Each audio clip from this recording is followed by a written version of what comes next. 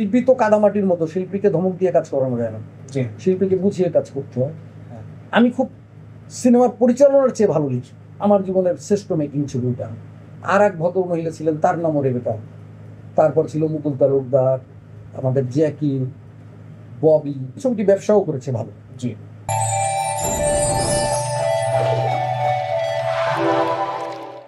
সেই তুমি অনামিকা। সেই তুমি অনামিকা। অনামিকা। জি, এটার গল্প কিভাবে লিখলেন? এটাতে আর্টিস্ট কে কে ছিল এবং এটা এর মধ্যেও স্মৃতি, টোটাল স্মৃতি। আচ্ছা, এর মধ্যেও 4টা নায়ক নায়িকা ছিল নতুন, দুজোড়া নায়ক নায়িকা, দুজোড়াই নতুন। আচ্ছা, সাথে ছিল হেলাল খান, রেবেকা, আর এক ভদ্র মহিলা ছিলেন, তার নামও রেবেকা। তারপর ছিল মুকুল তালুকদার, আমাদের জ্যাকি, ববি। এরকম মিলেই ছবিটি ছিল। ছবিটি ব্যবসাও করেছে ভালো। জি, 65 লাখ টাকার ছবি। ছবিটি প্রথম ফার্স্ট রানেই 16 লক্ষ টাকা ব্যবসা করে, বাহ, প্রথম মাসেই। জি, দ্বিতীয় মাস থেকে আমাদের তো তখন ভাড়ার সিস্টেম ছিল, প্রতি মাসেই তো ভাড়ায় যায়, প্রতিটা প্রিন্ট ভাড়ায় গেলে 10,000, 15,000, 20,000 করে আসে। তো ওইভাবে পরবর্তীতে এসছে।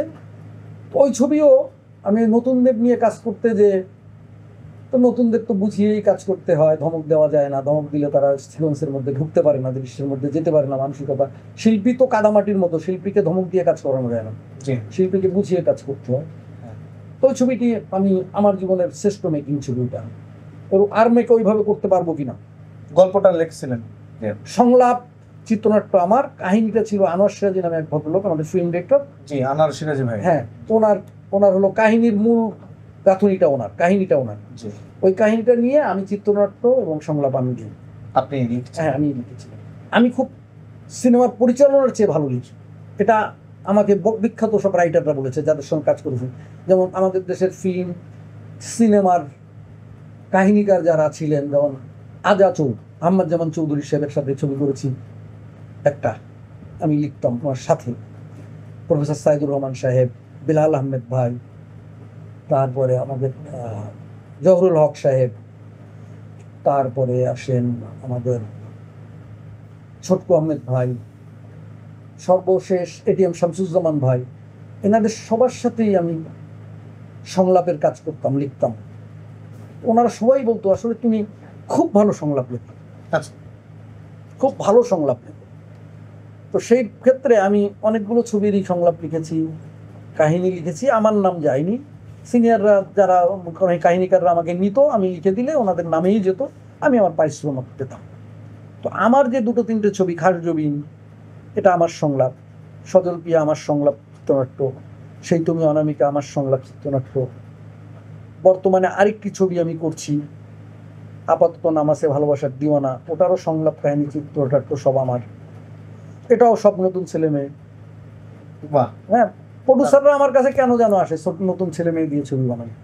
আপনারা হলে না যেতে যেতে 1208টি হল থেকে 70টি হলে এসে নেমেছে। এখন 70টি হলের মধ্যে ঈদে চলে 70টি, বাকি সময় 30টি হল চলে। আমরা কি দিয়ে ছবি বানাবো, এই কথাটি আপনারা মনে নেবেন। হলে গিয়ে একটু টাকা দিয়ে ছবি দেখুন, তারপরে গালি দিন। ভালো ছবি হলে গালি দিন, ভালো ছবি হলে আপনারা তালি দিন। গালি দিন, তালি দিন, আমাদেরকেই তো দিবেন, বাঙালিদেরকেই তো দিবেন। বাঙালিদেরকে কেন আপনারা ভুলে যান? আমরা তো বাঙালি নির্মাতা, আপনারা বাঙালি দর্শক। এখানে থাকেন সমস্ত বাঙালি ভাই বোন, প্রত্যেকটি দর্শককে আমি আমন্ত্রণ জানাচ্ছি বাংলা ছবি দেখার জন্য। ধন্যবাদ। ধন্যবাদ ভাই, আপনার মূল্যবান সময় আমাদেরকে দেওয়ার জন্য। আর দর্শক, আমি ভাইয়ের সাথে একমত। নিজের দেশের সংস্কৃতিকে ভালোবাসুন এবং বেশি বেশি করে বাংলা চলচ্চিত্র দেখুন, সিনেমা হলে গিয়ে দেখুন। ধন্যবাদ সকলকে। আমাদের এই সিনেলাভ 24 চ্যানেলটি সাবস্ক্রাইব করে আমাদের পাশে থাকুন। আসসালামু আলাইকুম।